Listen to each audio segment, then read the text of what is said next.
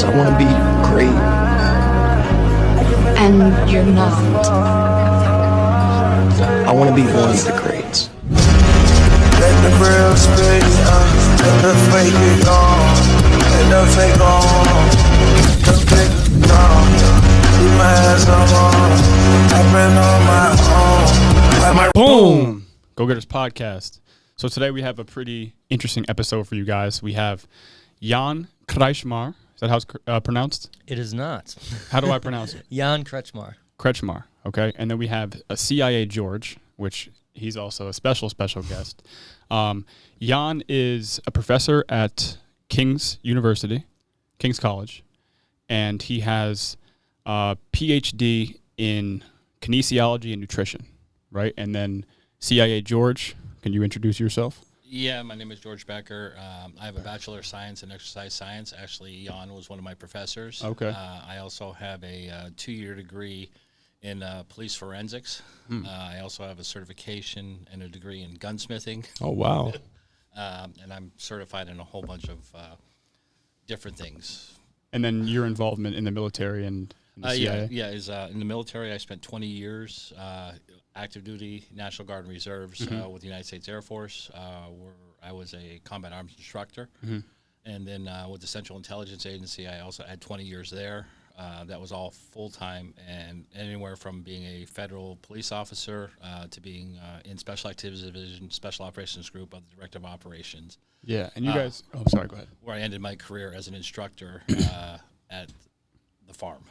Interesting. So I know you are limited in what you could talk about with the CIA, but what was your involvement with the CIA, if you could say? Special Activities Division, Special Operations Group. I taught special operations skills, whether that was shooting, driving, medical. That's interesting. Yeah, and also I deployed to 70 different countries. Just doing stuff. Wow. Stuff. Yeah. You know what's interesting? So as a young man, I always thought that I'm more tactical than I actually am. And I went paintballing once, and I realized that I wasn't as good behind a gun and running behind buildings as I once thought I was, which is also the same.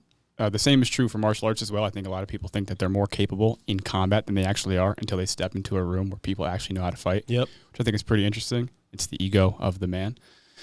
But you guys have quite the mission that you're tackling right now. So you guys have just patented police jiu-jitsu, and you guys have a project on your hands where you're trying to recreate an academy for police officers to become more equipped in combat training. Is that correct?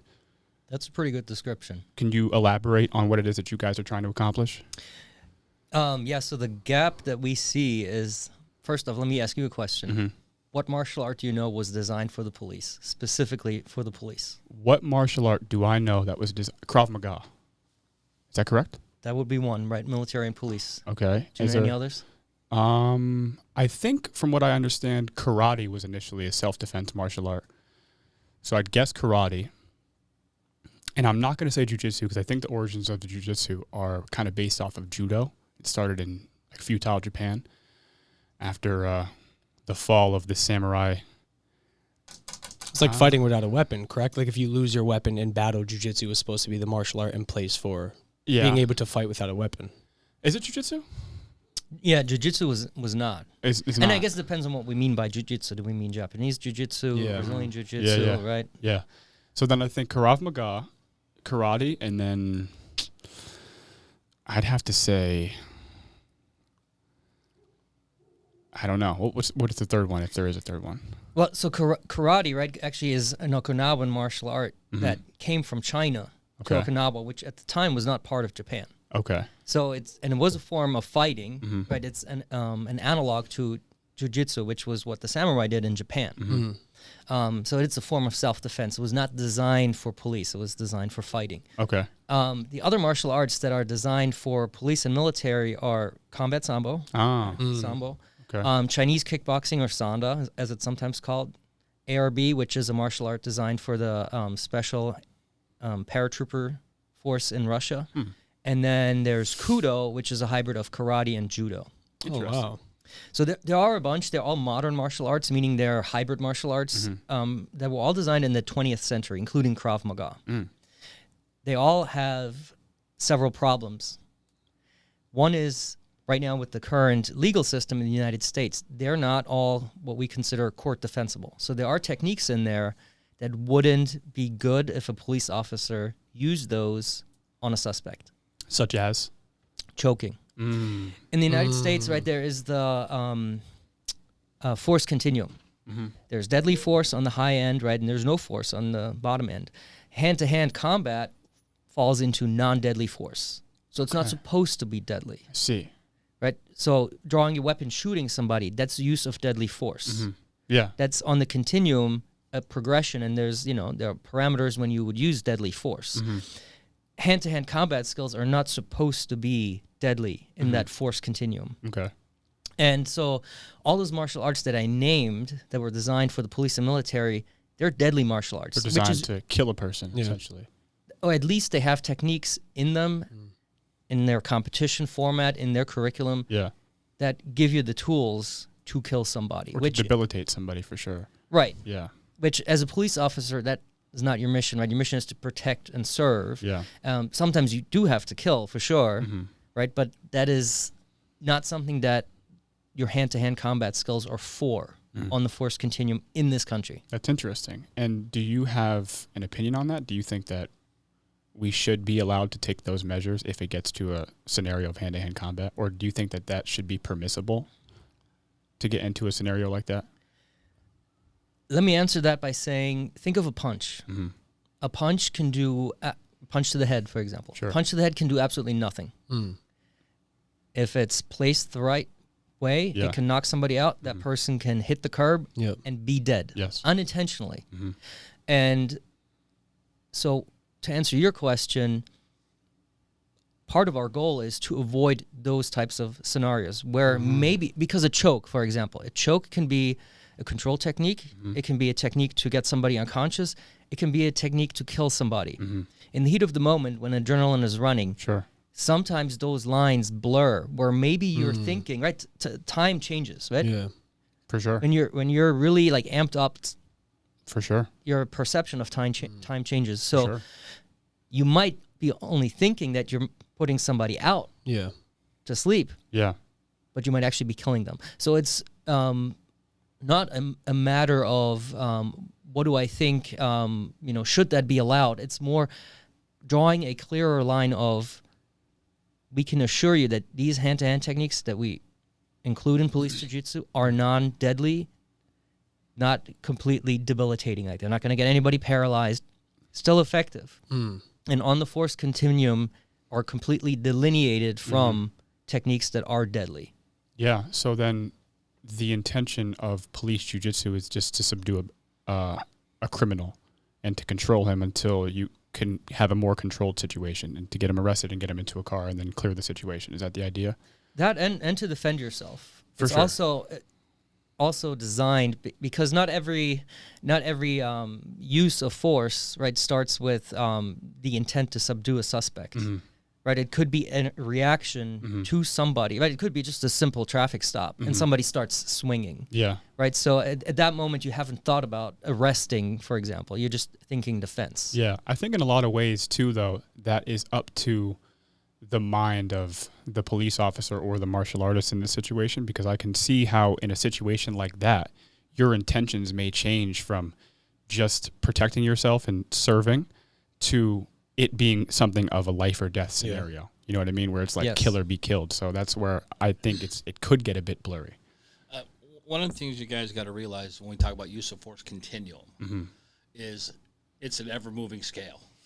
It's not A plus B plus C. It doesn't work that way. And your goal is not to kill. That's one of the biggest misnomers, especially in the law enforcement world. Is your job is to protect yourself, protect others. Yeah. We don't protect property. So it's protection of yourself. It's protection of someone who you may go to a domestic and then one person's beating on another person. You're protecting life. You're not killing, you're protecting life. And basically part of that, when we talk about training, and especially like when we talk about our academy and the stuff we're doing, is basically the reality of the law enforcement world is people are undertrained. That's just the reality of the world. There's some good programs out there. Yeah. But the reality is some of them are very complex. Some of them require a lot of thinking. Yeah. The reality is in a high stress, high threat situation, you just have to do. I don't have the time to say, okay, well, he did A, B, C. Okay, I can do. It's got to be. I got to be able to jump in. Yeah. And I may go to a call, and I have gone to calls where it's, hey, how you doing? My name is blah blah blah. Everything goes great. I've also gone to calls where I'm on the other side of a door, and there's someone screaming on the other side saying he's going to kill me. Yeah. Yeah. So your use of force continuum changes, and it's not killed. You're going in to stop the action. You're not going there. You're going there to stop the action that has caused you to use that level of force. Is the best way to look at it. So I'm just not going in there to beat up on somebody. Yeah. I'm going to use the appropriate level of force to stop the action. Now that action, if it continues and it grows, that level of force gets higher. Yes. If it goes down, you also, the other side of this is you got to realize de-escalation. It's because as it goes down and what happens, and we've seen numerous things of this in the news. A police officer will be completely justified in using that level of force, but then the subject now starts to comply. Well, once the subject starts to comply, you have to de-escalate that level of force, because if not, it's excessive force at that point. And that's where the training, that's where the book we're talking about, that's where the whole package comes in. Yeah. Is you have to be able to do that. So you're not necessarily going in there. Kill is not last resort. No. Kill. You're using a level of force. Yeah. To stop the action that has caused you to use that level of force. If the person should die, so be it, as long as that level of force is equal. Does that make sense? Yeah. So, and that's one of the big things in law enforcement when it becomes court defendable, is if you go on the stand and say, I went in there and I killed him, that's murder. 100% that's murder.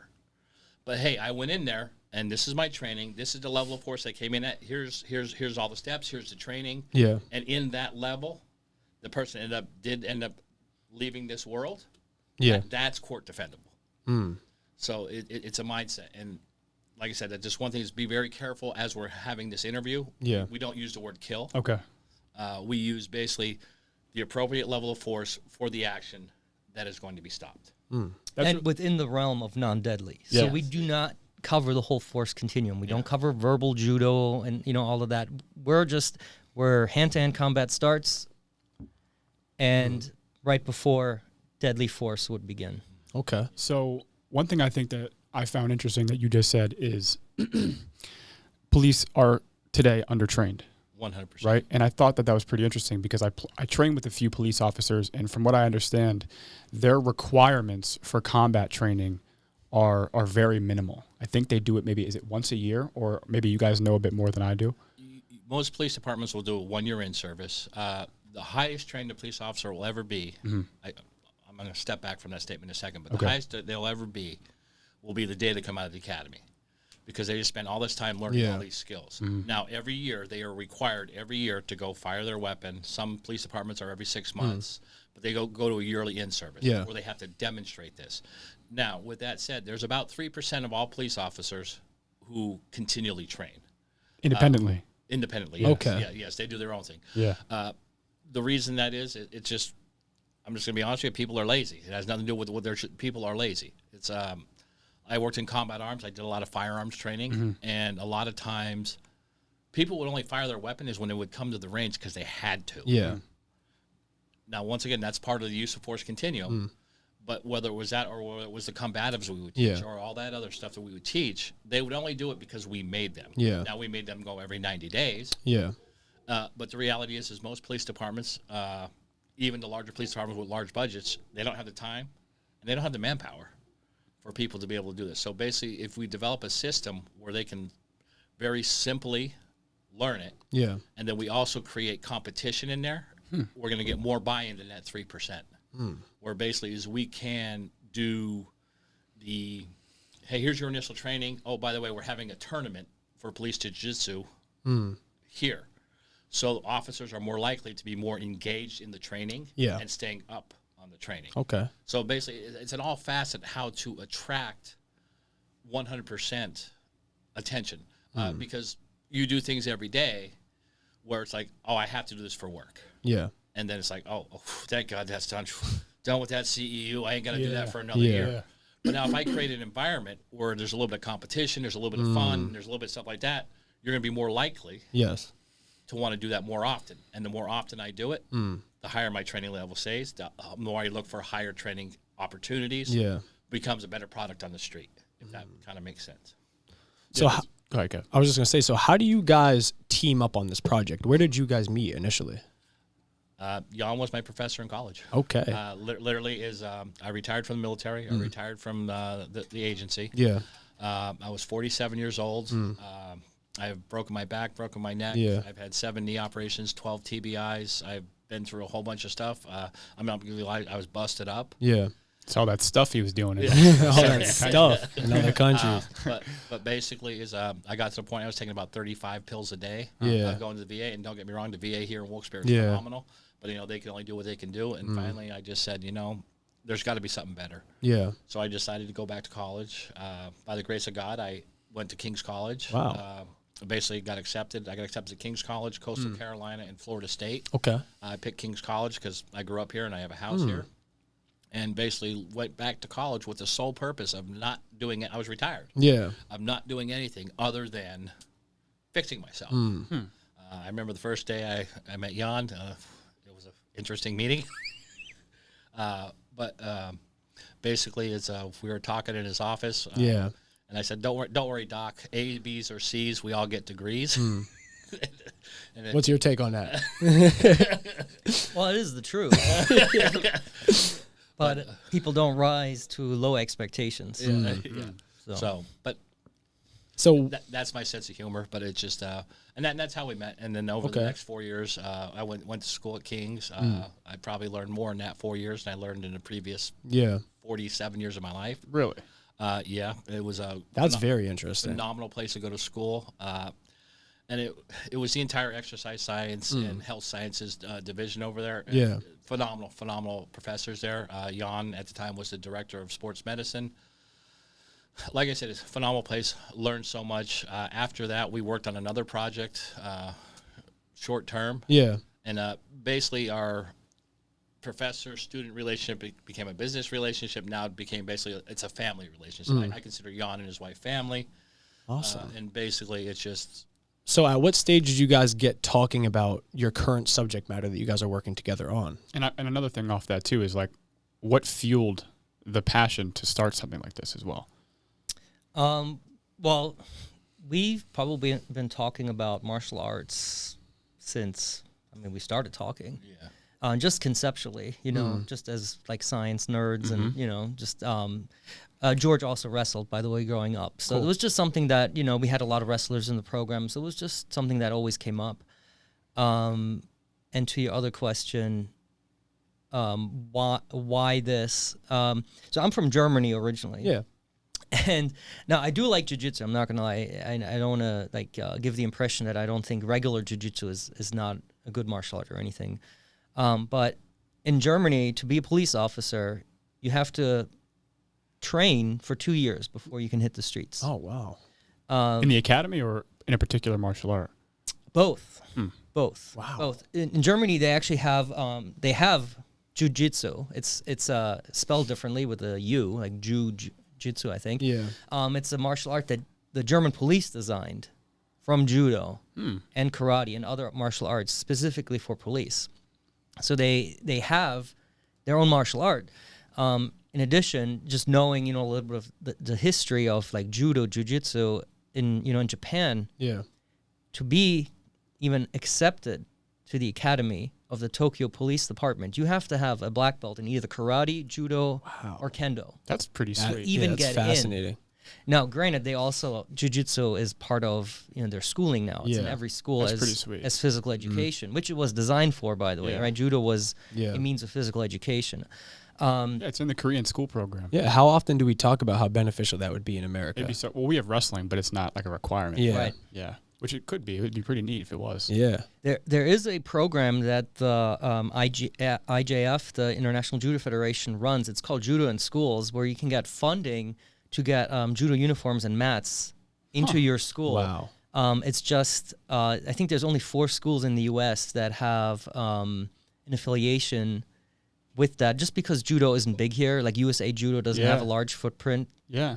What if we got that in the Wilkes-Barre School District? That'd be really cool. But sweet. I wonder what goes into something like that. I don't know, but I am in an emotional support classroom, and I have kids that are bullied all the time, and I'm like, you got to learn a martial art, dude. Yeah. Like, if you just learn how to defend yourself, I think you'll be more confident in dealing with these confrontational situations. And more inclined to not bully from the bully perspective. If you know how to fight, it'd make you want to fight less. That's cool, in theory. It's pretty cool. Well, let me one-up you. Imagine a world where police jiu-jitsu is a thing, where every police precinct has a police jiu-jitsu instructor that is a police officer, and we have community service where police officers teach police jiu-jitsu to troubled youth in the area, to build connections with the people that maybe in the future would be on the other side of the law. Yeah.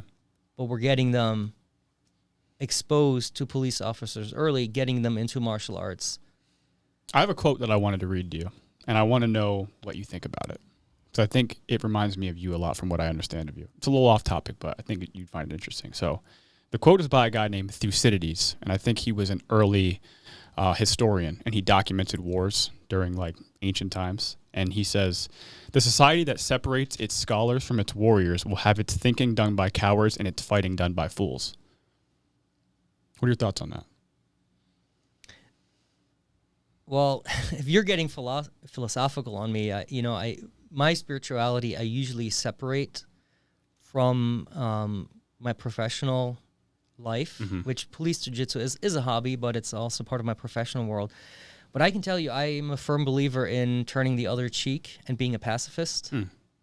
Life or death, I do not personally believe in defending myself and taking another person's life, even if it meant my own death or the death of my family. Wow. Interesting. That is extremely interesting. That's something you could talk more on, or would you rather leave that out? No, we can. Okay. Yeah, you're the first person I ever heard express it that way. Yeah, I just think, for me, I know life is terminal. I'm going to die anyway. Yeah. Whether I die at 20 or 60, the only difference is time. And, if time is anything that dictates quality of life, then that's a shitty life to me. Yeah. So to say that, I'm 37 now, if I choose, to kill somebody instead of be killed today, does that mean then the next 20 or 30 years of my life are worth more than the other person's? That's really interesting, because now I'm trying to connect. Because I might die at 67, right? And those 30 years, were they really worth it that I would have gained by killing another person? What would that do to my quality of life to live with that, right? Even if they were somebody that society might call a scumbag. You don't know if you can live with yourself if you had to press that button. Well, I'm not even saying that, but just human nature, you are going to have to live with that, right? Yeah. You do have to live with that, and inherently, you valued your own life more than another person's. That's really, really interesting. Right, and none of us are free of sin. Sure. None of us are perfect. Like, who am I to say, like, in that moment, that person deserved to die instead of me? At least that's my take on it. Interesting. Did you always have that form of thought? No. What changed? Because I feel like every young man believes as though they are capable of using deadly force if necessary. Wait, I'm sorry. I'm trying to understand what you just said. You said I feel like every young man feels as though they are capable of doing it if necessary, but you seem as though you refuse to go that way. I actually think most people aren't capable. I think interesting. And George can probably talk more about that. I think everybody thinks they have it in them to kill another person, even if a gun is pointed at them. Yeah. But I also think most people would freeze and couldn't do it, even if their own life was on the line. I think that's maybe something that's an illusion. Probably. But to me, I had that illusion, but I know now I wouldn't want to do it. And that was just, honestly, my come to Jesus moment. I'm a born again Christian, and so that's just how I take that part of my life. That's very interesting, because I also agree. I kind of agree with you in the sense that it may be an illusion, because now that you said that, I don't know what I would do in a situation like that. And we always talk about it. Yeah, we do. What would you do if push came to shove and you had to find your way out of a situation. I don't know, but I kind of agree with you in the sense that many people probably would freeze, and it probably is tied into like jujitsu in a lot of ways where people feel as though they're way more capable of doing certain things than they actually are. So that's interesting. I feel like you would only have to be put in a situation like that to really know what you would be capable of doing. Yeah. Yeah, that was a weird shift we just took. Well, I mean, let me ask George. I mean, you were in a situation where you probably had to make that choice. How easy was it? You kill a guy? Oh, shit. Yeah. The forbidden question.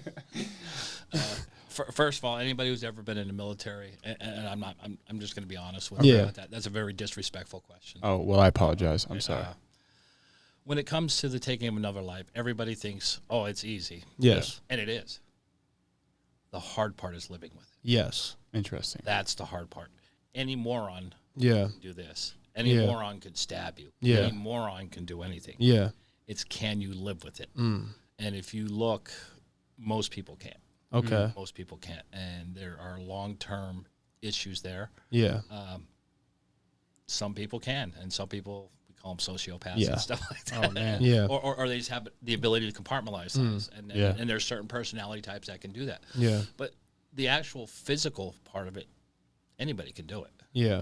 The emotional side of it, and that's kind of where Jan is going with it, is emotionally, can you live with it? Yeah. Is that within something that you believe? Yeah. Yeah. So When you were initially getting into your profession, did you ever consider that reality? And if so, what did that look like? Every person who goes in the military, you get the false bravado, I call it. It's basically, it's, oh yeah, we're the Marine Corps, the Army, the Air Force. It's, kill, kill, kill. What's the color of glass? Yeah. Red, blood, all that stuff. yeah. And that's part of the training, and it's also the desensitization of something like that. Yeah. But the reality is there's a lot of people out there who can, and there's a lot of people who can't, and there's nothing wrong with that. Yeah. There's nothing wrong with that. Like I said, it's just what you choose, what path you choose. And the biggest example I use is a really good friend of mine was a Special Forces guy, and he had done, at the time, probably 10 to 12 deployments. Yeah. He'd been all over the world, and we were training up a training package, and literally one day he just came in and said, I'm done. I'm like, what do you mean you're done? He goes, I can't do it anymore. Wow. I just can't do it anymore. Wow. That was the bravest thing I've ever seen in my life. He was real with himself. Yes. He was real with his emotions. He was real with who he was and who he'd become. Wow. So whether you can or can't, it doesn't really matter. What it boils down to is you got to be true to yourself. You got to be true to who you are. And like I said, anybody can do it. It's the living. Yeah. Yeah. That's hard. I want to apologize for my ignorance, by the way, because I didn't know. Yeah.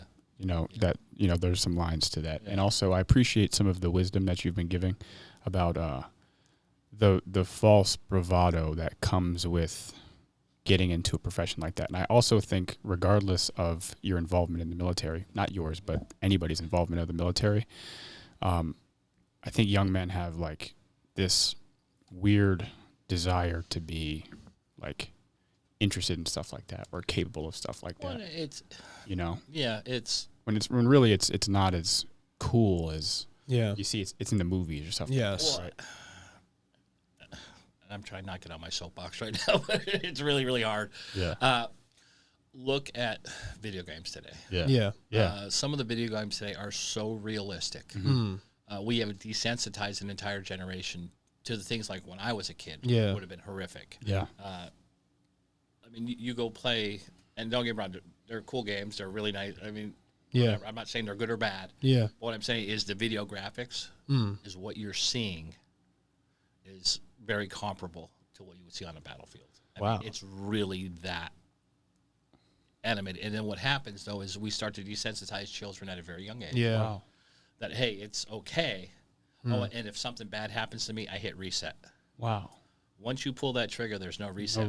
Once that round goes down range, there's no reset. Yeah. So I think that this conversation is really, really valuable because I think that it provides insight onto the ethics of what you guys are trying to build. So it seems like you guys are not wanting for things in the realm of police training or police combat to get to that level. I 100% support getting to that level if it's necessary. However, the best gunfight that's won is the one you don't get into. The best fight that you won is the one that you don't get into. So if you have other tools before I get to that level, let's use them. Because there's a reason why it's called the last resort. The last thing, everything else has failed. So if we can basically come in with that program where I don't have to get there, that's awesome. Now, will it work in every case? Nope. Are there people who are very willing to trade their life for what they believe in? Yep, 100%. Wow. 100%.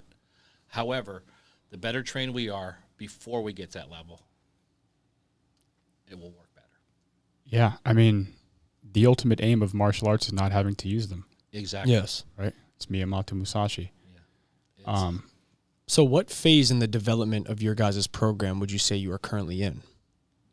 Well, I guess it also depends on what we mean by program.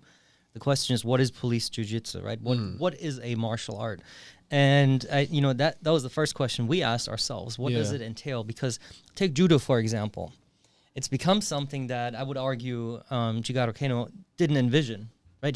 He never saw judo at the Olympics. He never saw judo with leg attacks taken out, right? So we were very careful that we needed to create something that was appropriate, but it was designed at all levels of existence, including a curriculum that was teachable, which is something that judo has. It has a curriculum. It was designed as a curriculum. Well, not originally, but it had a curriculum under Kano. Brazilian Jiu-Jitsu does not. It does not have a set curriculum that's uniform across the board. It doesn't even have set terminology that's uniform across the board. So part of the challenge was to create a curriculum that is uniform, that is sequential, that is logical, and that had uniform terms all in English. In addition, we wanted to create the competition rule set and platform that mimicked and encouraged what we wanted to happen in the streets. So jiu-jitsu, right, is a great martial art. And it includes so many techniques that you can use, right? And in the grappling toolbox, there's nothing you can't do in jiu-jitsu. But based on the competition rule set, there are only certain things that you will use and certain things that you will never use because they just don't make sense to win a match. So we wanted to come up with a competition rule set that preserved what we wanted police officers to do in the streets so that they were forced to do it in competition against a fully resisting opponent that would, give them what they would encounter in the streets and then come back with an appropriate tool set that included the full range of fighting without causing death.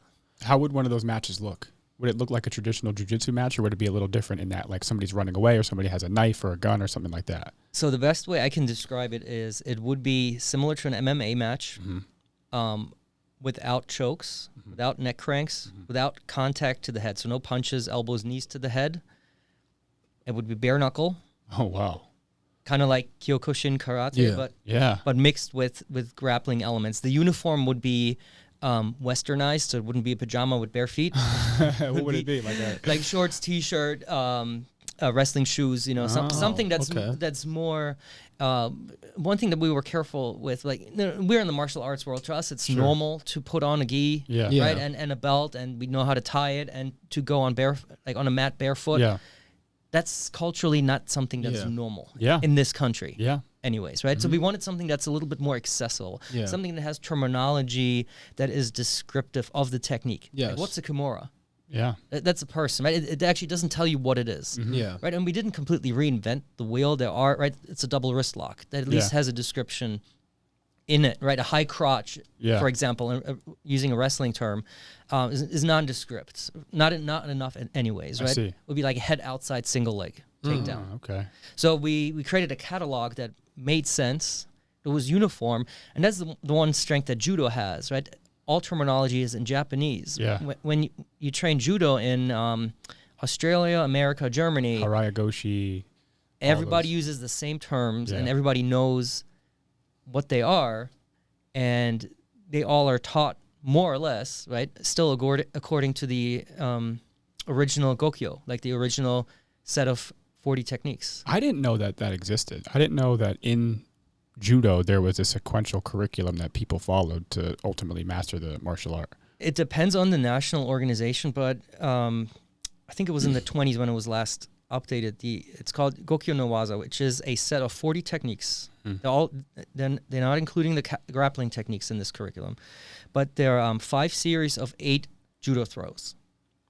And what a lot of national organizations have done is, and that's the order they're supposed to be taught in. So from 1 through 40. Interesting. And a lot of national judo organizations, they have aligned those techniques with belt colors. So your first belt would be the first 8 techniques. Really? Second belt would be the next 8 techniques that you would have to demonstrate. And then other organizations have thrown in the other techniques that are included in judo, like the hold downs, the arm bars, the right? chokes, the arm locks. Yeah. And they're then sprinkled in across those belts. Huh. Yeah, that's very interesting. And so that's pretty cool because then you would plan on building a curriculum that's similar to judo and training these police officers from a progressional standpoint, so that they're introduced to it and then they're slowly advancing as they go along this checklist style. Exactly, checklist style, modular building blocks, but including the full range of what we want them to include in terms of legal techniques. Right, judo actually at one point included strikes. Really? It did. And when you look at some of the judo katas, which a lot of people don't know that there are judo katas, right? If you want to get a shodan black belt in judo, you have to demonstrate the 2 main judo katas. But there are at least 8 other judo katas that include various self-defense techniques, stick fighting, knife fighting, and striking techniques. They were removed from judo because at the time, the biggest difference with judo and jiu-jitsu at the time in Japan was the emphasis on sparring. That's why judo was deemed to be so effective, is because people were going against each other at full force. Live. So they took out techniques that at the time were, causing career-ending injuries. That's why they took the leg locks out relatively early, right? Because a torn ACL at the time was irreparable. Yeah. They took the punches out just because some of those things could keep you from working the next day, whereas today might not be the same thing, right? So a lot of things that were part of a fairly complete martial art over the years got removed, and then by the inclusion in the Olympics to make it more visually attractive, right, they removed the leg grabs, which made it fairly, maybe not so much street ready. It's still, great martial art. Even for police, you could, there's actually police judo, in case you didn't know. That's interesting. There's actually, the IJF has a program that's called police judo. It's a specific curriculum for police officers. Yeah. So, but it's not as good as police jiu-jitsu. So then judo was isolated from its original form into something that's just throws at this point. And then there's like the ground techniques, but they're also limited in their own right. Well, it depends, I guess. Then what is judo? Is judo?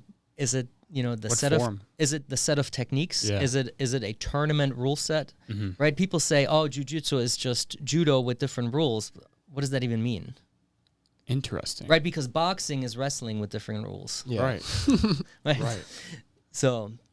Yeah, I always thought that was really interesting, like how all the martial arts are different in their own way, and how they kind of evolved to become something that's isolated from its original form. Well, any martial art is a transient thing, right? Judo in 1899, even under Kano, looked different than what judo looked like in 1920. Yeah. No martial art stays in place. Even Brazilian jiu-jitsu looks very different now than it looked 20 years ago. Oh, yeah, absolutely. So, and part of it is rule changes, right? Some part of it is, the removal of the gi, right? Yeah. Like in no gi grappling, for example. So things will always change in a martial art. No martial art is stagnant. So then your police jiu-jitsu won't be just jiu-jitsu. It would involve other techniques, like you were saying, with kicks and strikes and stuff like that.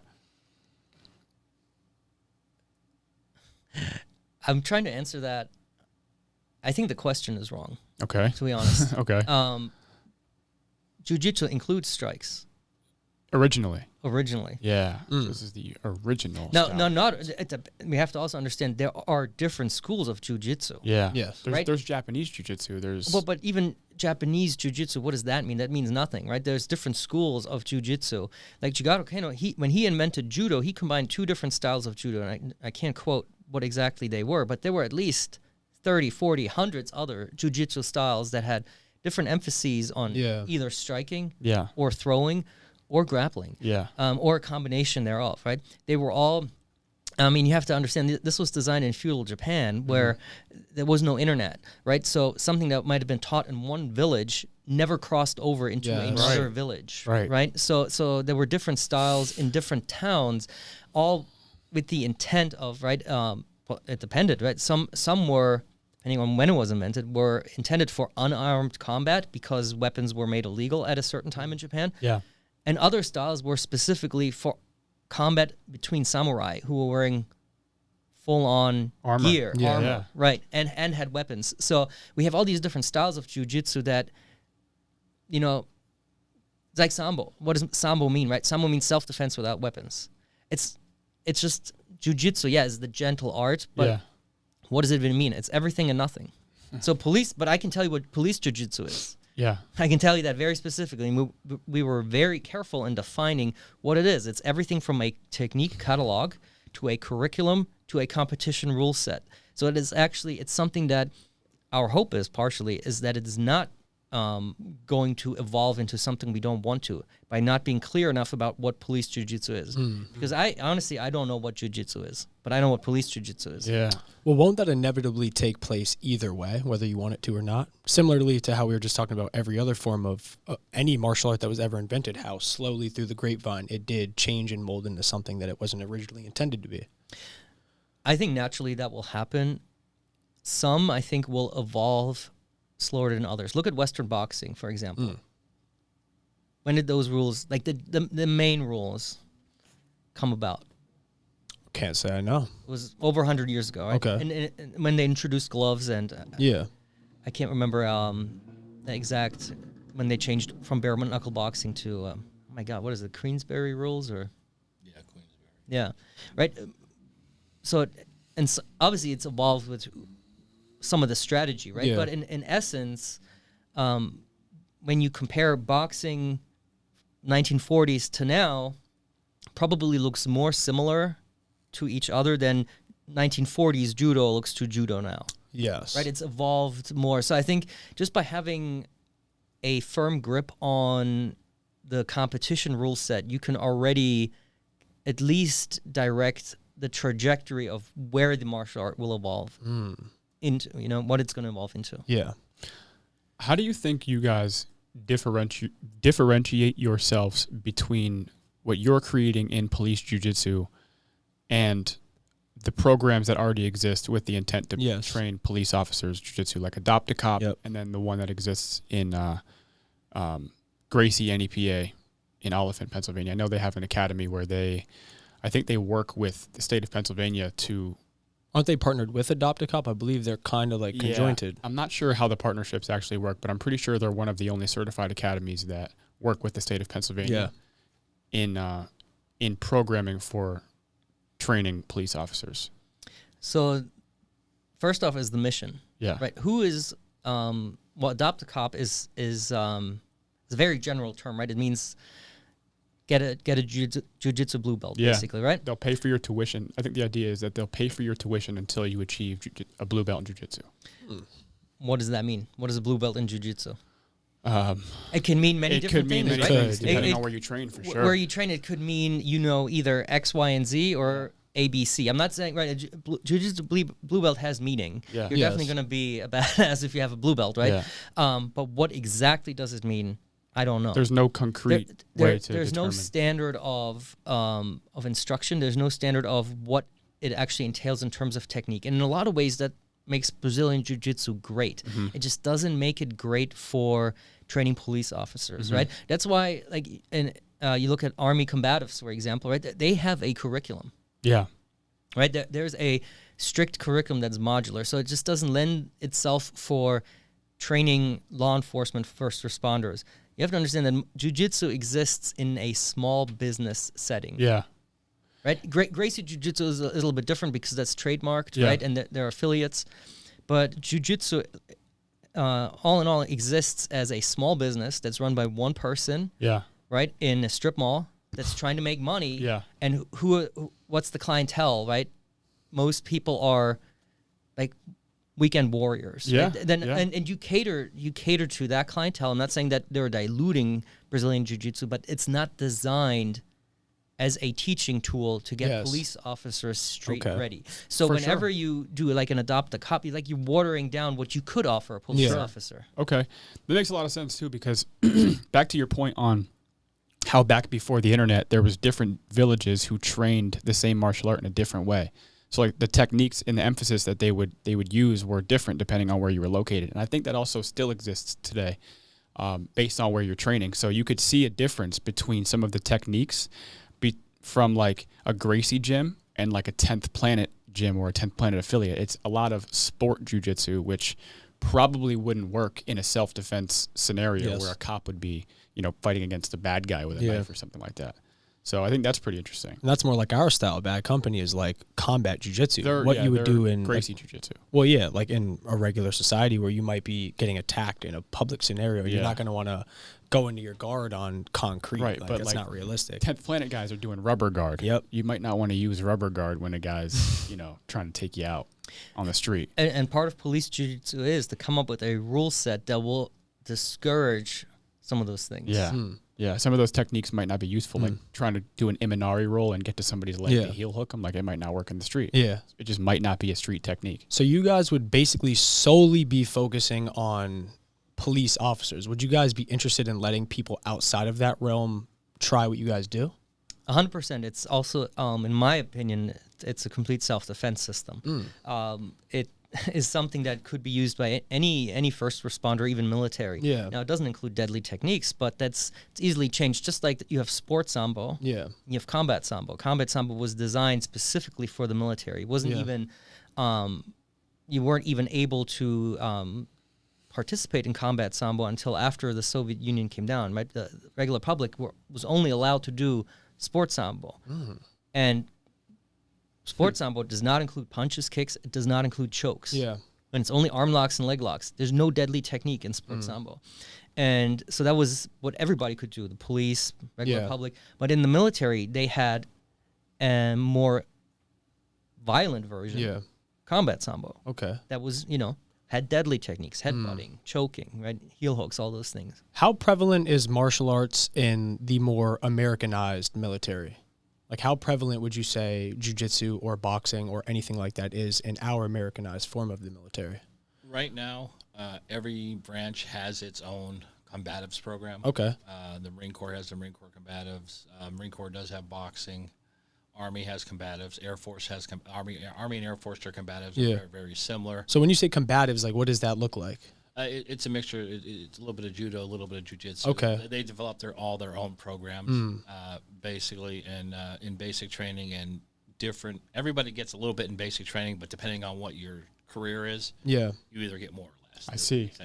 If you look at like in the SEAL teams, Pat Trey, Sensei Trey, he owns Trident Academy down in. Oh, that's Jocko and them boys, isn't it? Yeah. Wow, really? Yeah, and he developed a thing for them, and there's a whole bunch of other ones, but they're always adding tools to the tool belt, Yeah.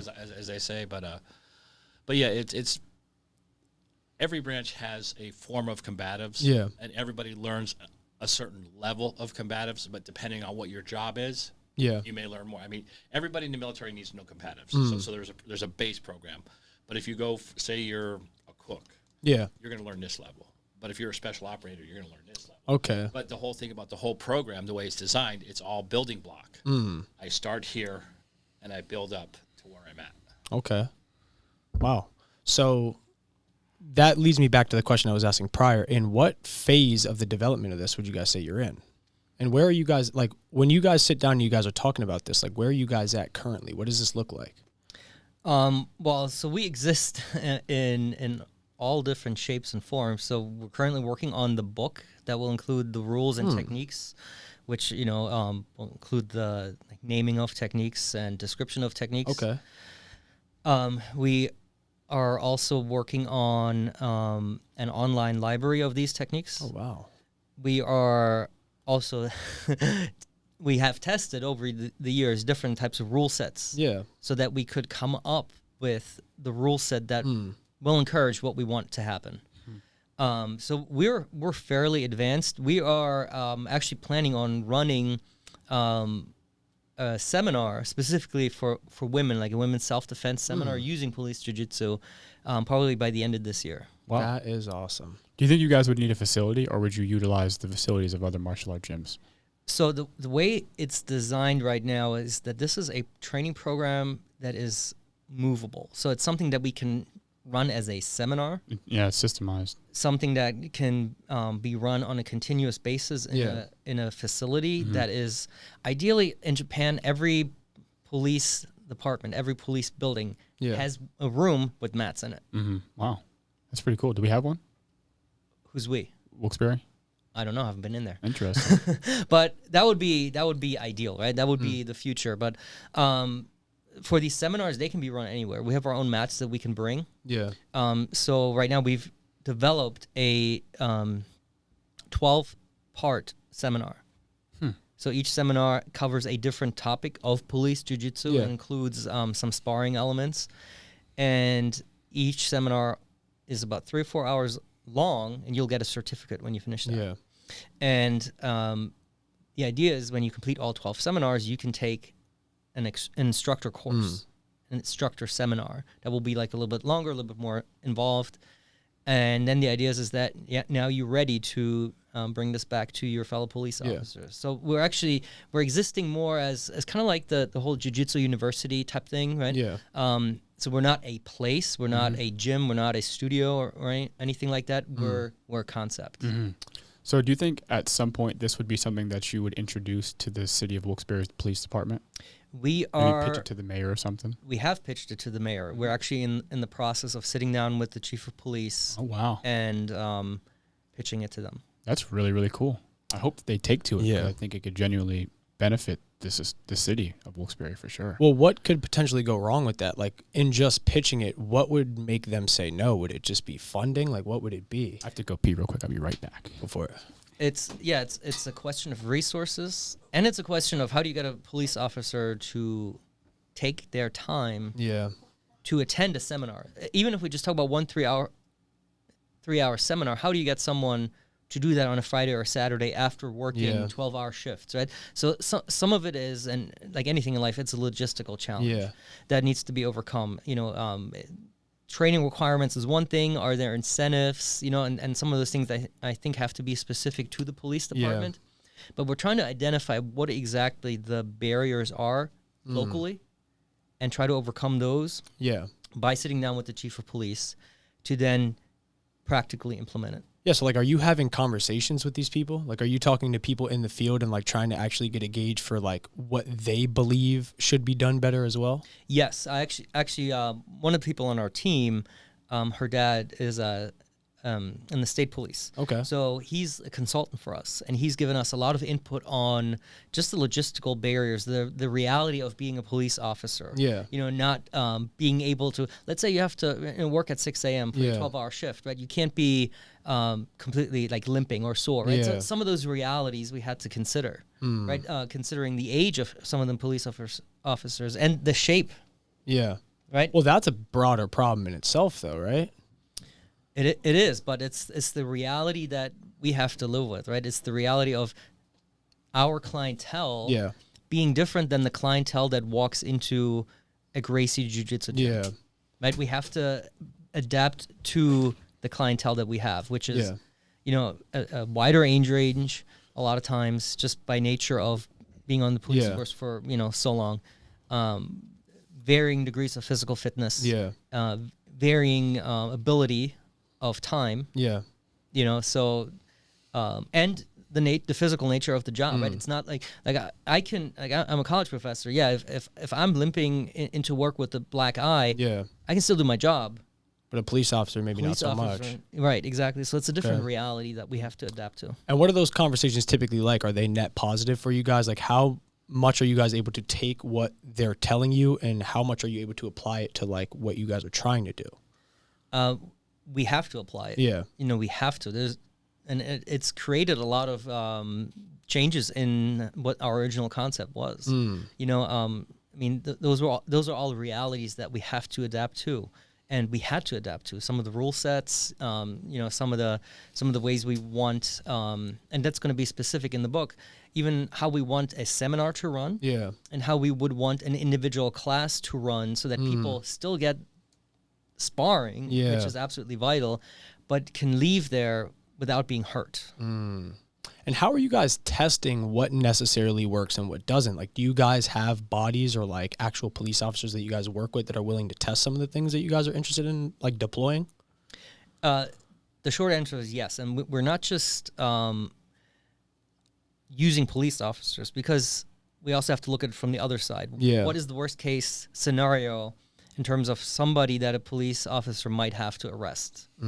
Right? So D1 wrestler. D1 wrestler, exactly, right? And obviously that's something where maybe the things are shifted a little bit. And that's the rare occasion, right? Yeah. A D1 wrestler probably has other things on their mind than getting in trouble with crimes. the law. Yeah. But you shouldn't judge, right? Yeah. And some people get arrested without committing a crime. Absolutely. Right? Yeah, It might just true. be to keep everybody safe. Yeah. Including the D1 wrestler, right? Might just be drunk. And about to like step into a busy road. That's a bad day for a police officer, man. I've heard stories. What do you run to do? What? You have to take down a D1 wrestler and arrest that guy Well, that seemed like after he was saying had a that little bit seems- too much to drink. That has to be a little uncommon. I mean, we were Yeah, just for talking about sure. that yesterday at the Woodlands For with sure. Tyler. I know a they were guy- explaining some of the crazy stories that they've been getting into recently down there, like Yeah. having to take people out. I know a guy, Shane, who's a police officer who trains. He's a purple belt. And he told me a story of this one time he had to detain this guy who was a wrestler, and he was like, he got double-legged, and he got taken to the ground. So him and his boys had to or him and his police buddies had to work together to detain this guy. Right, and that's maybe I wouldn't even call it the worst case scenario, right? But you do want to in the realm of hand-to-hand combat, you want to be prepared for even the rare instance that can have catastrophic consequences. Yes. Right, it's like wearing a seatbelt. You don't wear a seatbelt because you're driving. You're wearing a seatbelt because you might crash, and you might never crash in your life. And then on your deathbed, you could say, "Man, why did I wear that seatbelt? There's no point." It's insurance. Right, but if you need a seatbelt and you don't have it, you're dead. Yeah. So it's the same idea. We do want to prepare people for the worst case scenario where somebody, maybe not even trained, but bigger, like somebody who's 6'7", right? Maybe a bodybuilder, and they could really hurt you. Not saying that they would or want to. Yeah. Right, but you have to train for the most catastrophic denominator. Yeah. And how close would you guys say you are to like being somewhat finalized on the book curriculum? The curriculum is finalized. Okay. Yeah, so we're just writing it up. We're still testing out some of the rule sets, specifically how much time do we want to spend on the ground during competition. Yeah. Kind of like Sambo, for example, right? Sambo, you can have 60 seconds on the ground. In Judo, it used to be 5 seconds. Now things just have to move. There's no limit in regular Jiu-Jitsu. So some of those things, there's no limit in MMA except for the round, right? The round time. So we're trying to work some of those things out. Again, going back to what do we want to happen in the streets. So that is the last question mark that we have. So we've been playing with 10 seconds on the ground before people get stood back up. Interesting. It's not going to be less than that, but it might be 10 or 20. But those are just some trial and error things that we're working out the next few weeks. Are you guys adapting off of like any current rule sets in like other programs, like say even like the UFC or MMA, like how they structure rounds or things like that, stand up time? What rules somebody like a loss or a win, and what is being judged in terms of points and those kinds of things? Great question. So we're approaching it from a tournament format, so that each match is basically one round.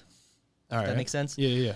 We're going with 5 minutes just for several reasons, because if it was too short, we do want to encourage a base level of fitness to be developed by the police officers. So just having a certain round length in 5 minutes seems realistic. I mean, Judo round is 4 minutes. Jiu-Jitsu, right, depends on the organization, but 5. MMA is 5. So we went with 5 minutes. And the rule set is something that is hybrid from different martial arts. So the way it's going to work is you get 2 points for a takedown, any takedown. Okay. 3 points for a takedown that does not involve a leg grab. So it would have to be a trip or a throw. Something that, like in kind of like a judo type technique. So something that does not put your head under somebody else's arms. Yes. Right, where you could, just to incentivize more upright type techniques and you remaining standing ideally. How about like Greco-Roman throws? Yes. Yes? Yes, just not on the head. Like no suplex. So no suplex, no spiking. Yeah. Right, but like an arm throw, for example, right, or a hip toss. So that would be 3 points. 4 points for a knockdown. So that would be similar to Kyokushin karate, right, where it's knockdown karate. In our rule set, you cannot hit the head. In Kyokushin, you can kick the head, you can knee the head. We wouldn't allow that. But like, let's say you get like a good liver shot. Yeah. Right, it's not going to kill somebody, but it might make somebody go Demobilize down. them. Yeah. Right, You might So poop your pants if you get over good enough. yeah. So that's 4 points. Okay. Yeah, and then you get 1 point for standing back up in that ground fighting window. Just being able to recover. Yeah, back to Okay. your feet. So let's say I get taken down. Yeah. With like a double leg, my opponent would get 2 points. And if I get back up before the ground fighting time, the 10 seconds as it stands, is up, and get back to my feet, I get 1 point. So what do you guys do about certain skill sets that in like jiu-jitsu, for example, would be very dangerous in like a real life setting, I guess you could say? I was thinking that too. Yeah, like there's certain move sets in jiu-jitsu that in theory would be kind of negative for you to do to somebody in a real combat scenario. Yeah, I was like curious. even just like pulling guard, for I was example. curious, yeah. So like how do you guys in your curriculum approach the guard? Because in jiu-jitsu it's Very important. it's a 50-50 position. Like you guys are in equal positions in a jiu-jitsu competition, but in a fight, in a real life scenario, You do being not in want the to be- guard yeah. would be unfavorable. So how did you approach something like that? So have you guys ever done an MMA round just for fun? Yeah. I've sparred a little Have bit. you ever pulled guard in an MMA round? Never, ever. So part of it is, right, we include punches, kicks, elbows, knees. Yeah. Not to the head, just to the body. But even that, we found people do not want to be underneath. Right. Period. Yeah. Right? So that itself will fix it. The other thing is pulling guard, sitting on your butt. Yeah. That's 2 points for the other person. That's a takedown. Okay. Yeah. And what are you going to do in 10 seconds from the guard? I mean, you would have to be, again, it might be 20 down the road as we play with this, but the time is so limited, right? And we don't award points for sweeps. Like, you would have to get a submission in to win the match. And that's how you win the match. It's either a submission. Kimura maybe from the guard or something like that. Right, but against the resisting opponent who can throw punches. Right? It's going to be hard to do that in 10 seconds. Yeah. Can people do it? Of course. Yeah. Right? But just to answer the question of, like, what do we do to discourage it, right? So because you pull guard, it's 2 points for the other person, and then you have 10 seconds, or you're 2 points behind. So what would you tell a police officer who found himself on the bottom to just try to get back up as best as he could? Back to the feet. Yeah. Back to the feet. Every second you spend on the ground enhances your chances of getting hurt. Oh yeah. Yeah, for sure. No doubt. Back Especially to the when feet. there's no mats under you. Yes. Yeah, back to the feet, back to the feet. You know what I was always interested in is like people have their own ideas and opinions about this, but like what do you think about in a combat scenario transitioning from like a full guard to a half guard to then create some control to then get back to your feet? Like, is that how you would approach standing back up? Because, like in a real life situation against somebody who's trying to hurt you, he's not going to let you get back to your feet. So what's the technical way to get back to your feet from a guard position? Great question. So a lot of this, so we work with a lot of folk style wrestlers. Mm-hmm. And when you throw them, I found, into a jiu-jitsu rule set, they know how to get To their back feet. to their feet. Yeah. Even from like positions that they're normally not used to, right? They don't like being on their back. No, everything to them is a bridge. Yeah. Right? Everything is a bridge or a turn. So same thing, it might sound counterintuitive, but you can, even though you're in guard, you can bridge out of a guard back to your feet. As dumb as that sounds, that you just loosen your legs, you plant your feet, you bridge up, you turn your hip, and you stand up. Yeah. You would never think to do it with the jiu-jitsu rule set, but it's very easy to do if you're in control in a guard, right? I would consider you have control over their hips. To just plant your feet, bridge and roll. It works just as well as it works from a mount with an arm or a head trapped. That's interesting because I'm not sure. Maybe I don't know because maybe against the guy who doesn't know jiu-jitsu, But against a guy who knows jiu-jitsu, I don't think it's that easy. To bridge and roll? Just bridge and roll, like just stand back up is like a thing. Well, it's never going to be easy. Yeah. Right, and part of it is to practice. Yeah. To practice those scenarios. Mm-hmm. But I can tell you, without coaching anybody, Mm-hmm. if I just said, okay, today we're going to do 5 minutes in the guard, Mm-hmm. your job is to get back up to your feet, even against somebody who has experience, you would figure it out. Yeah. You would figure it out. Yeah. And I'm not saying that you have to figure it out. There are ways to do it, right? Yeah. You still guard sweeps. They would still work, of course, Yeah. right? There's no doubt that is one way out. Or to answer your question, out of half guard, could you transition to half guard and then do like a plan B escape? Oh, sure, that would also lead you to your feet. There's no question, right? Yeah. But that's not the only way to do it.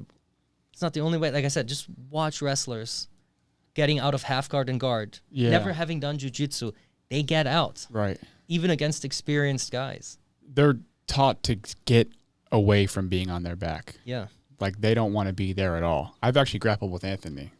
Like I convinced Yeah. him to come to He's a jiu-jitsu a few hard times. person to convince. Yeah, he is. He is a hard person to convince, but he's also a hard person to control as well. So I see what you're saying in terms of like wrestling, but I don't know. Like if the person has skills in like passing the guard, Mm-hmm. it'd be tough. It's definitely tough from my perspective. Like I can just think of this guy Tyler Calvi, who, by the way, I want to introduce you to him. He's the head coach at Bad Company Jiu-Jitsu. Mm-hmm. It'd be hard to just stand up if that guy's in my guard. Like very, very difficult. And now the one thing I should say is, right, our rule set, and that's one of the pitfalls, and it's the pitfall of every rule set. There's a downside. You can just stall and wait to be stood back up. Yeah, right. You know what I mean? Right. But the incentive is to get the point to get back to your feet. No points for stalling, obviously, right? No points lost. So if there's just, if it goes 20 seconds or 10 seconds, however you guys decide it, no points for standing back up. Correct. Yeah.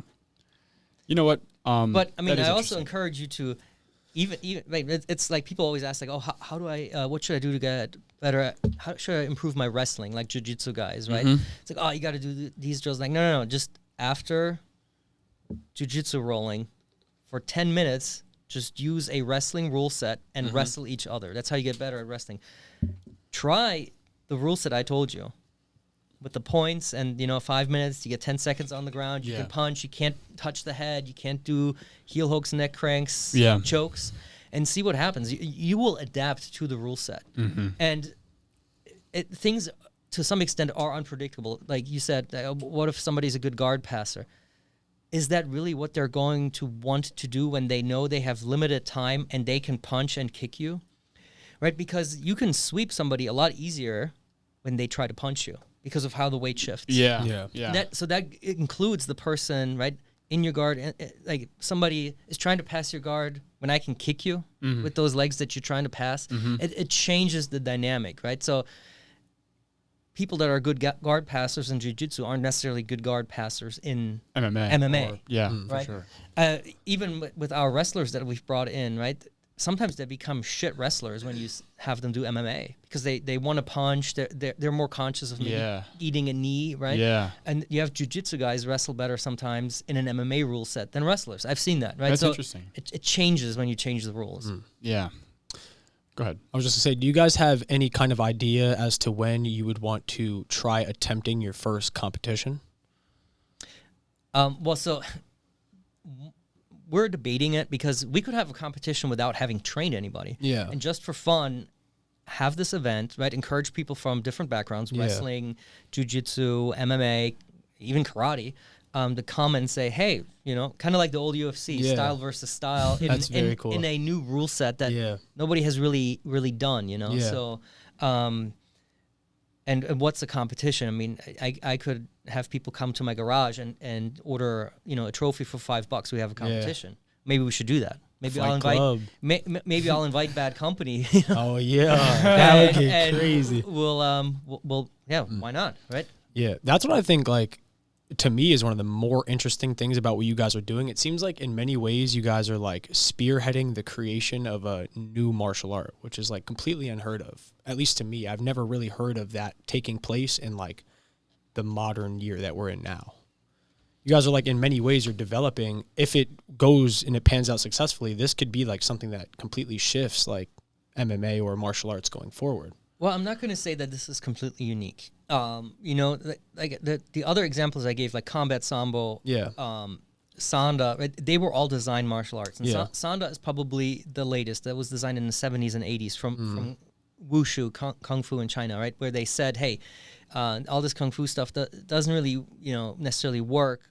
Create a martial art. And was designed at one university by their phys ed department. And they said, what do police officers need to, you know, be able to do? And they basically took kickboxing and wrestling, and that's Sanda, which is like nearly perfect. Yeah. You know, same with combat sambo, right? It's a designed martial art. It's hybrid, right? They took things from judo, folk style wrestling. And I don't mean American folk style wrestling, like just different folk wrestling, like Turkish oil wrestling, judoba, right? So this is not something completely new. We're just as sambo was designed for the Soviet Union, just like Sanda is designed for the People's Republic of China and their circumstance.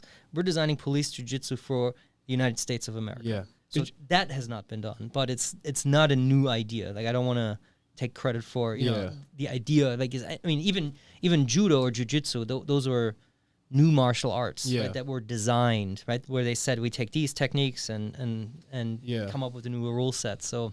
Did you guys ever think about just taking maybe more of a simpler approach and just trying to get more martial arts more like relevant in combat training? Like just taking what we already have and pushing it to be utilized more than it is currently? No, we haven't, because to me that would be something that a police chief should worry about, right? To incentivize, and we have thought of, before we even thought of inventing a martial art, we have thought of what can we do to get police officers just like before the Adopt a Cop came out, what could we do to incentivize police officers to do it, right? So that has been done, and I think it's a valid approach. I mean, if everybody had a blue belt in Brazilian Jiu-Jitsu, which, you know, it's better than as nothing, and it's a very effective martial art, there would be no need for police jiu-jitsu. The problem is logistically somehow it's not working. It's not working. They're not doing it enough, right? It would be cool if you could generate a bunch of money to be like one at a competition that would go towards like just aiding and buying new equipment for certain police like forces. If you were, say, like the Wilkes-Barre Area Police Department, if they won the tournament, say they won like 50 grand, you could put that towards like the betterment of our area and just the overall police performance and training. Like that'd be a cool style. Yeah, like a community center where the police and community trained. What if like we did like Wilkes-Barre Police Department versus like Scranton's Police Department? We just fucking had tournaments. But that kind of takes into place what you were saying too, is like that competition in a way drives like the innovation. So if all of these different police forces are not necessarily forced to, but they have to compete against each other, well, Wilkes-Barre is not going to want to let Scranton win. Scranton's not going to want to let Wilkes-Barre win, so they're going to try harder. That's just the competition aspect of it, which I think would be very beneficial. That is pretty cool. That's the motivator. Yeah. That's the carrot that gets dangled in front of them. Yeah. The other thing I should say is we trademarked as a nonprofit. So that opens a whole nother avenue of funding that we can pursue. Just like the YMCA, right, is a community thing. It's dirt cheap to go to the YMCA. Jiu-Jitsu is very expensive. Right? It's a for-profit business. So with this, ideally in the future, it's something that on a societal level, you know, it's something that is also and I hope no jiu-jitsu black belts are going to come after me for this, is going to be more affordable. You know, even for just, you know, the regular person. And something that, you know, I think it would, I mean, and maybe that's an utopia, but imagine a world where police officers for 1 hour a week train martial arts to their local community, especially to the troubled youth that are already getting in trouble. And I mean, that's the idea of some of those community programs where they play basketball, right? But to have that in a, and you guys know this, right? When you fight somebody, there's a bond you create with that person.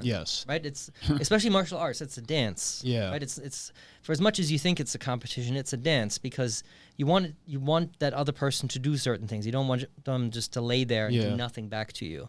Right?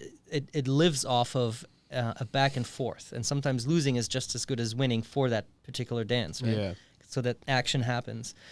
So it's a relationship that you form in a way that is you can't replicate in any other way, right? So to have that type of, I think, community bonding on a societal level, I think would be could have significant impact on, you know, crime. Agreed. You know. So what's the problem then? Just time and money? You think that's what it is? Well, that's always the problem, right? Yeah. But it's like I said, everything is a logistical challenge. Yeah. Like we could take Brazilian Jiu-Jitsu as it is, or police judo as it is, and just figure out the logistics of securing money and implementing it. That would be cool, but to me, that's not interesting. I mean, that is part of the challenge that police Jiu-Jitsu has, but to me, it's I do like the idea of, like, I mean, I look at, and again, I love Brazilian Jiu-Jitsu. Yeah.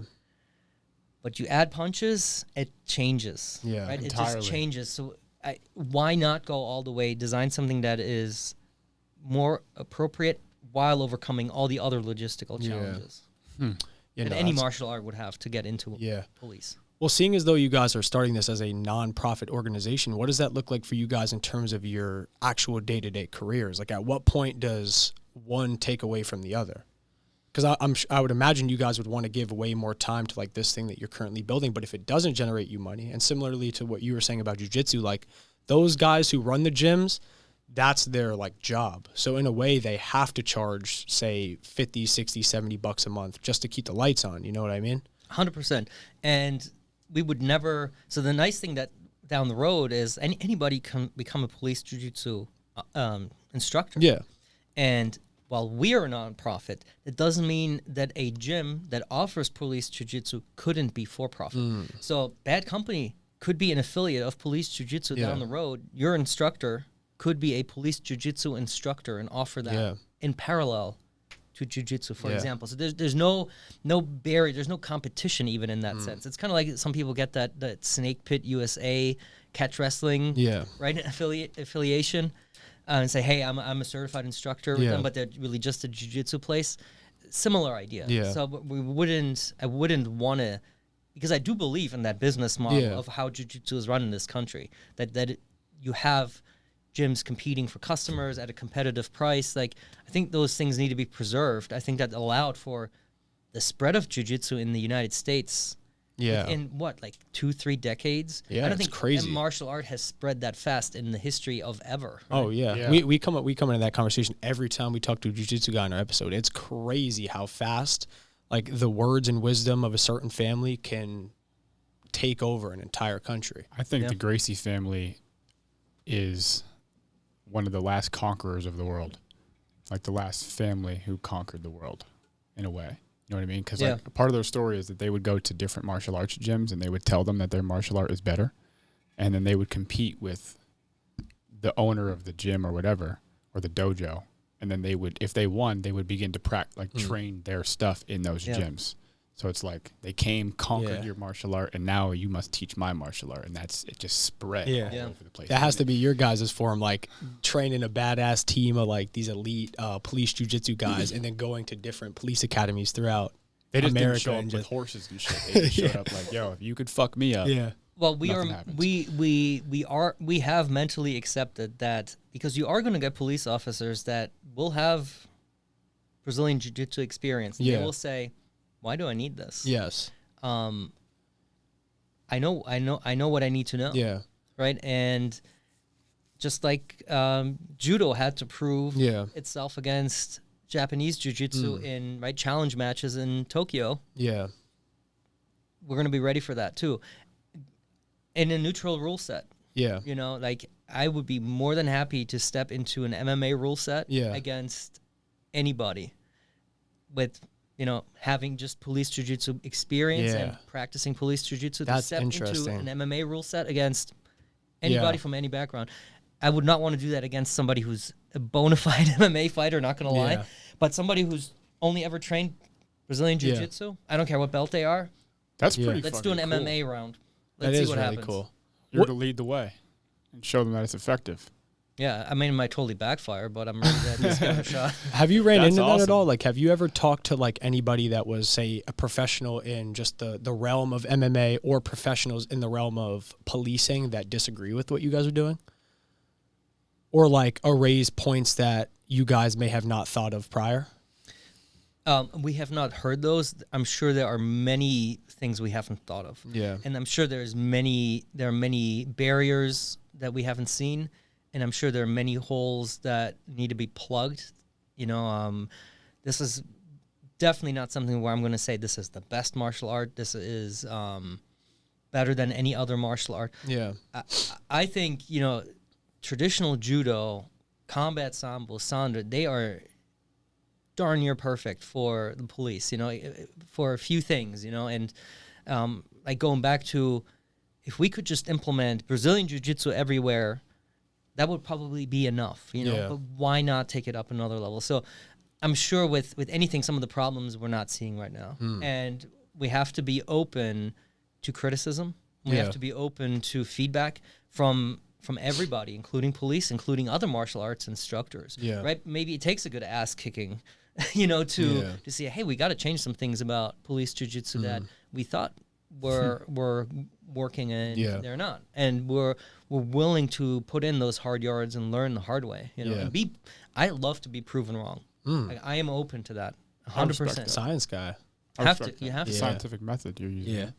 It's pretty so cool. Something I'm curious about, and I want to know what both of you guys have to think about this, is like, what is your end game objective in this whole thing? Like, for both of you guys, I guess, what is the driving factor that wakes you guys up? Not necessarily that this is your main thing. Obviously, you guys both have your own individual things going on, but what is the reason that you get to the pen and paper every day to do this? What is your guys' end game, and what do you wish to achieve in this thing that you guys are doing?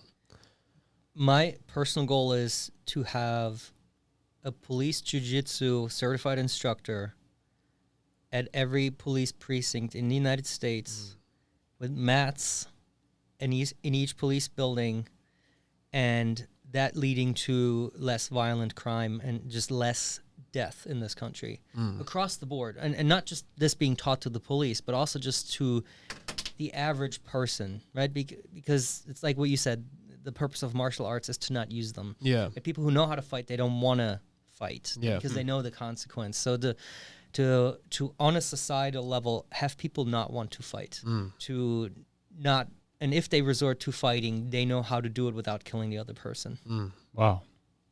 And you? Kind of the same thing. It just brings back, it's better to be a warrior in the garden than a gardener in a war. Basically, if you know, you know. Yeah. And it just basically brings people to that, it's not worth it. Yeah. That's just kind of.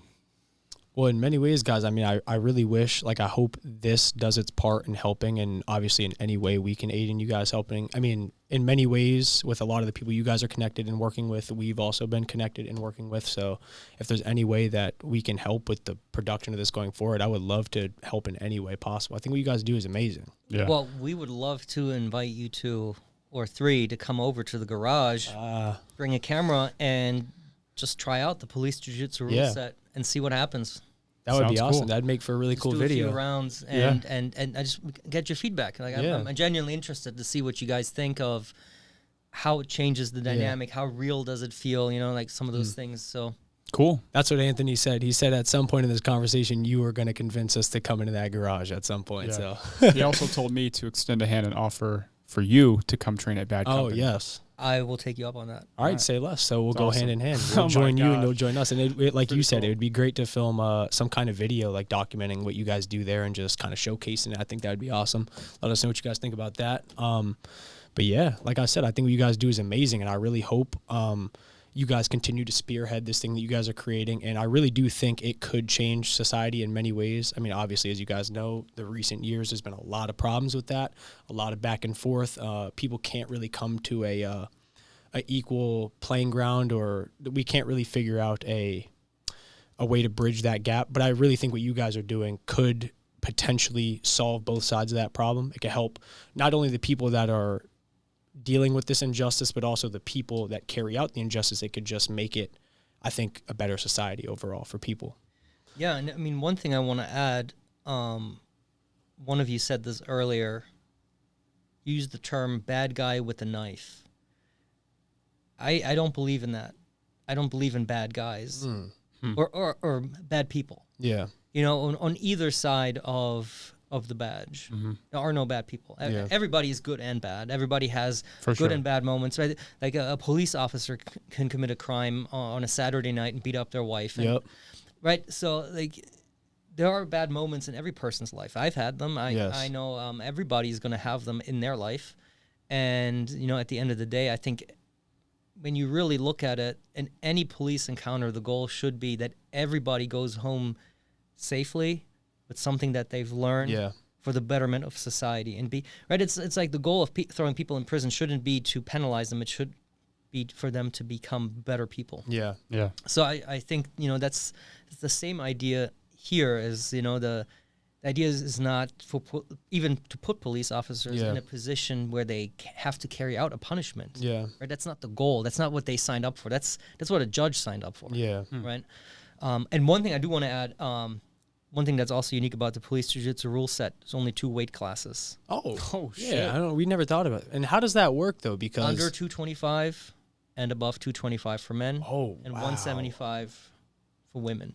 Wow, that's actually really cool. So you could be 150 pounds fighting a guy that's 220. Yeah. Yes. Wow. Because I've never even heard that idea brought up in the terms of the UFC. Everybody always says more weight classes, but less weight classes. I think that's a really good idea. Changes everything, right? Yeah. I mean, you know this. You've sparred against people that are like Big. 50 pounds heavier. Yeah. It Big Phil. changes everything. It changes what works and what doesn't. Yep. And that's Yeah. even like I was just saying earlier, we were talking to some of our friends that work security at the Woodlands the other day, and they were talking about like sometimes like you'll run into a drunk, overweight guy that can't really defend himself. And then the guy yesterday, he was telling us the one day he ran into a guy that was like 6'7", jacked. Like you never really know what situation you're getting yourself Yeah. into as an officer. Yeah. And you have to show up to a crime scene. You don't know who you're going to be dealing with. So I actually really like that idea. Yeah, the worst thing is being used to fighting somebody your own weight. Yeah.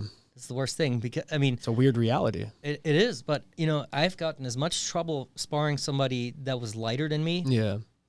as I've gotten from somebody that was heavier, right? The lighter person is Yeah. faster, they move more fluid, and that can create as many problems as fighting somebody heavier, right? So it's Yeah. not just preparing for the people that are heavier, but Yeah. like small guys, they can be a pain in the ass. Oh, yeah, right? For sure. I'm really interested to see how that actually works in a competitive like format, like actually being able, because I'm like a diehard UFC fan. I would love to be able to watch like a fight where you can only be above 225 and fight in that weight class. And do you guys have an idea what you're calling them? Like, do you guys call them anything specifically? No. So it would just be very interesting to see that, like what the strategy would be for people, because in I mean, any, the first UFCs had no weight class. Yeah. Right. So Yeah. yeah, well, in any format, there's going to be some kind of strategy. I wonder what the strategy would be there. Would the strategy to be like 225, right on that cusp, be the biggest that you could be? Or would you want to be slightly lighter than your opponents and be quicker and move faster than your opponents? That's going to be very interesting in terms of strategy and the actual competitive aspect of it. I mean, I think one thing that is true about every fight, right? Fights are usually, and this is not about like police confrontation, just in general physical fights, right? Yeah. In school and whatever, as usually started by bigger people. Yeah. And one thing that is true about any fight is the bigger person immediately has an edge, right? If all things are equal in terms of skill, the bigger person has an edge. And I don't mean bigger, I mean like more muscular, let's Yeah. say, right? And inherently, right, that means they're just going to be more difficult to deal with. Typically, a smaller person can be more difficult if they make that size difference Yeah. up with endurance, speed, right? But so part of this is not necessarily to say, hey, I'm 150, I'm going to learn how to fight a guy that's 225. Yeah. Part of it is like, you're 150. You should probably start hitting the gym and work your way up to 175. Yeah. Because you need to also learn that that's going to make fighting the 225 guy easier. Yeah. Because some things, there's just right a limit of like, okay, strategy that you can work out to fight somebody that's that much bigger. Yeah, I would imagine that's one of the first things you're thinking. Like if it was a very serious, if money was on the line, competition style, and you walk around at 150 and you're competing in that weight class, you're going to probably figure out any way you could to bulk as much weight as you could potentially put on yourself. I don't think you'd want to fight competitively in a 225 weight class at 150. That'd be ridiculous. Yeah, it's just like any football, right? There's no Yeah. weight classes, and everybody just tries to be Yeah. as big as possible for their position, right? Like, but even among the wide receivers, the more Yeah. muscular, bigger one, right? Yeah. That again, all other things being equal, has the edge, and it's incentivized. I wonder when it actually shapes out, like what the average will be, like what the average in the competition sense weight you would actually get. Yeah, I mean, and the reason we came up with having, because I wanted no weight class, but I guess what would happen is you would end up like sumo. Yeah, that's right? like and those everybody pride would weigh, fights. Everyone would weigh like 600 pounds. Right? Yep. And that's why I was like, okay, we'll throw one weight class in. I mean, I also think there are diminished returns, right? Because the sumo rule set lends itself to be heavier, right? If they changed a few rules, people might not want to weigh 400 pounds. Yeah. But yeah, some of it is we're going to have to wait and see, right? But you also have to understand, I mean, most people in this country, they're guys, right? Yeah. They are on average 5'8", 5'9", Yeah. and they weigh between X, Y, and Z, right? So the few outliers, right? Like in the UFC, you have a weight class for people that are rare. Yeah. Featherweights. Yeah, like how many 5'3" guys walk around, and that's not something. And even those guys don't really walk around at that weight. They probably most of those guys, the flyweights in theory weigh way more than they actually fight at. So that's just all strategy for those guys. Yeah, cutting down as low as you can, be as quick as you possibly can, but then be able to bulk back up the night before and pack a whole lot of power. Yeah, and you might get, I think, the minority of people that will weigh like 250, like, hey, I'm cutting down 225 for the police jiu-jitsu tournament, Yeah. Against the guy that bona fide is 225 that didn't have to make weight. I don't know. I wonder what the average age, height, and weight of an American police officer actually is. That's a great question. I don't know. No idea. We can Google it. Yeah, can you look into that in any way? I wonder if that's even if you can even figure that out. What's the average? I guess more specifically, weight's always the big one, because the classic cop joke is that a lot of cops are fat. Yeah. You know what I mean? Like that's a classic joke. But I mean, I've met a lot of extremely fit officers. So I actually wonder what and if that's even public, I don't know if you could even figure that out. But even in general, a guy that's 6'3", 6'4", even if it's all fat and they weigh 300 pounds, it's still not fun to fight. Oh yeah, still not fun to still not easy to take them down, because they move that weight every day up and down the stairs. Yeah, and all we're used to is if we don't hit weights, all we're used to is our weight. Yeah, so they can cause damage even if they're not trained. Yeah. Do you guys have any plans for this idea at a military level? Yes. Really? Is there anything you could talk about, or is that more down the line? Just conceptually, we have thought about it, because the one thing George mentioned is, right, every branch has their own martial art, right?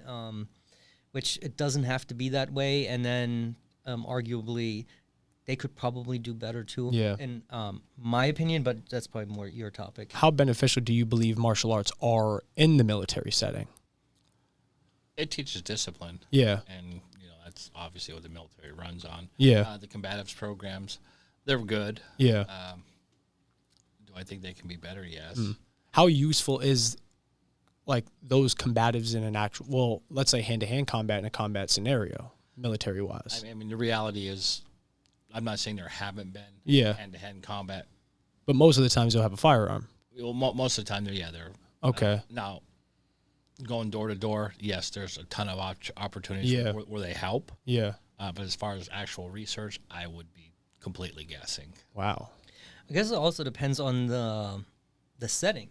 Yeah. Right? Are we talking about a full-on modern Ukraine versus Russia war, or are we talking about a more policing type mission in a country that you've already defeated? I'd imagine like post-war Germany, let's say, or post-war Japan, where it's more of a policing duty. Yeah, in a foreign territory, you'd probably want to have higher combative training in terms of hand-to-hand, I'd imagine, just because of the uncertainty. But you're also going to realize there's different rules of engagement there. Yes. A police officer on the streets in the United States has a certain rule of engagement. Yes. Military personnel in a combat zone. Yeah. Has a completely different role of engagement. Yeah. And what does that look like? Can you get into that at all? Well, I mean, it just depends. I mean, there's different types of roles of engagement. Yeah. Like when we first went into Afghanistan and Iraq, if it had a gun and it was moving, it's dying. Wow. That's something that really interests me. And what are the rules of war? Well, it just depends. And now as Iraq evolved, the rules of engagement involved. And now, like obviously, like 06, 07, 08, Yeah. First Battle of Fallujah, Second Battle of Fallujah, and all that stuff. Yeah. Those rules of engagement were very, very on this side. As they become more normalized operations, those rules of engagement become more almost like a policing mission, like we're talking. Yeah. It just depends on what the goal is. And each there is no one rule for a location. Yeah. It's just basically this is what's going on. This is our mission. This is what we're going to allow you to do. If you look at in New Orleans during Hurricane Katrina, the rules of engagement there, because they had nationalized, there was a whole bunch of stuff that got on where like the military, I forget exactly what the terms are for it, but the rules there were completely different than. And this is just for policing, correct? Yeah, Like just for, yeah, because what happened of the looting and everything that was going on and stuff like that. So it just depends. It's situational dependent, but the rules of engagement in the military are a lot different than the rules of engagement for a police officer on the street. Because the reality is you're in a foreign country fighting a war. Your objective is to win that war. So you're not worried about going to court. You're not worried about a defense lawyer. You're not worried about a lot of other things. Now, there are rules of engagement. There are laws of land warfare that you have to follow that they really, really are very, very specific about. And does that change like day to day or situation to situation? No, the rule laws of armed conflict do not change. Okay. There's certain like international laws of armed conflict they never change. But like the fact of when I can use deadly force does change. Yeah. It's Title 18 USC 32, whatever. There's a big thing. Is like on an Air Force base. There's red lines where it says if you cross this red line, deadly force is authorized. Yeah. Period. Yeah. So that's slightly different than a police officer because they don't have ability, opportunity, intent, or capability. It's just like you cross that red line, I can shoot you. Oh my goodness. So the military has a slightly different where a law enforcement they have to have the ability, the intent, the capability, and the opportunity to cause harm. Yeah. So, like I said, in a restricted area, it says deadly force is authorized. Yeah. You cross this red line, we can shoot you. My God. So I mean, it's a slightly different concept, if that makes sense. What did day-to-day life look like to you while you were actively deployed? It just depended. Really? So here's what I tell people about being deployed. Yeah. It's 95% sheer boredom. Really? Yeah. 3% of basically goofing off with your buddies. And 2% sheer terror. Wow. I mean, that's pretty much what it, I mean, it's, I'd love to make it like something that it wasn't, but that is what it is. Yeah. Well, how long were we in Afghanistan for? It was a few years, correct? 20 plus. Oh my God. I didn't know that. I thought it was only like 7 to 10. No. Afghanistan kicked off in September 12th, 2001. Oh, okay. Right after. Right before I was born. Yeah, is basically, and it just recently ended with the withdrawal, which is about 2 years ago, I think. So you're looking at 21 years of war. We're still in Iraq. Yeah. Really? Yeah, we still have a president in Iraq. I didn't know that. That's what I was just going to ask you. Now it's not a combat president, but we're still present. But yeah, so you're looking at over 20 plus years of war. Yeah. So based on somebody who like actively lived through that, what was your thoughts on getting out of Afghanistan? I'll just keep that to myself. Okay. Fair. I'm not political of nature. Agree. So I just, my opinion is my opinion. What I love about the United States, I spent my whole life defending it. Yeah. I may not like your opinion. I may not agree with your opinion. But I fought for your right to have that opinion. Okay. So therefore, I'm not an opinion. I don't try to impose my opinion on anybody. Yeah. And I only share my opinions with those who are close to my circle. Yeah. Wow. So what does life look like to you now that that's all said and done? I live in Myrtle Beach. It's that's great. awesome. Living good now? Yeah. No more terror? No. I live down there. I work on a couple projects down there. Yeah. I'm working with one project, and then I do a little bit of work for the city of Myrtle Beach. Oh, wow. And then obviously there's this project. So how often do you come here? It depends. I've been back and forth here a lot here recently. I had some family matters I had to take care of. But I try to get back probably once every 2 to 3 months. Yeah. Yeah. I still live here. I still have my house here. I still have everything here. I'm still a resident of Pennsylvania. Yeah. But I do have business dealings down there, so I kind of do spend a lot of time down there. Nice. Very cool. Guys, It's yeah. 75 and sunny there right now. If you're And it is pouring rain and is 56 degrees here, for example. Exactly. But I mean, this was a bad day though. Out of the last couple, we've gotten some beautiful days. It'll be here. great. I'm working with a group tomorrow at the Scranton Marathon. Oh wow. Yeah, so it'll be 41 degrees and raining tomorrow. Ooh, nice. I'll be loving life. Yeah, we're officially in that. We have a trip coming up where we're gonna go to. I don't even know if we should say that because it's gonna We've come said up. it a million and one times. Well, no, Oh, not the Columbia, the Salem trip. So Okay. we have this idea where we're going to go, similar to what we were talking about before, more outside of podcast style videos, where we're going to Salem, Massachusetts, and we're going to camp. We're going to find a spot to camp, and it's going to be, when is it? 13 days from now. So October 20th we'll be there. Nice. So Lord knows what the What'll weather take place. conditions will be like while we're down there. But yeah, we're preparing for the worst, but that should be a lot of fun. Trying to catch a witch, or Yeah, Well, precisely yeah, is what we're trying to do. kinda. Yeah. We just thought it'd be hilarious. Well, we didn't recognize prior that there's no like real super wooded areas in Salem. Like when I pictured Salem, and this was my misconception, was I always think of like the Blair Witch Project, like the movie I seen. So I'm thinking that there's like a lot of woods, like you can go camping. And that was my initial idea, is like we're going to go down there and we're going to, in October, prime time, we're going to go camp and just see if anything happens. Like what, I don't We also know. have a pod down there before, so we're doing a pod in Boston. So yeah. Yes, sir. That's where we'll be.